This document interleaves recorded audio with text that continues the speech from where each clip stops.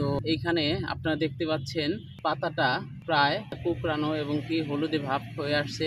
এটা মূলত জ্যাসিড পোকার আক্রমণে হয়ে থাকে। তো আমি জ্যাসিড পোকার আক্রমণের ক্ষতির লক্ষণ এবং এর দমন ব্যবস্থা সম্পর্কে আলোচনা করব। জ্যাসিড পোকা মূলত পূর্ণাঙ্গ পোকা এবং বাচ্চা অবস্থায় দুই অবস্থায় ফসলের ক্ষতি করে থাকে। এটি মূলত একটি শোষক পোকা।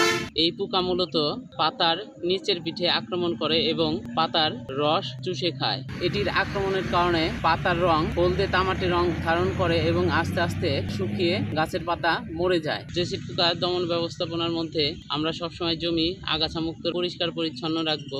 মাকড়সা দ্বারাও এটিকে দমন করা যায়। সেই ক্ষেত্রে একটি মাকড়সা প্রতিদিন গড়ে 2 থেকে 15টি করে জ্যাসিড পোকা খেয়ে থাকে এবং এর আক্রমণ বেশি দেখা দিলে সেই ক্ষেত্রে ইমিডাক্লোপিড গ্রুপের কনফিডর, টিডো, টাইফিড গোল্ড যে কীটনাশক রয়েছে সেটি আমরা ব্যবহার করব।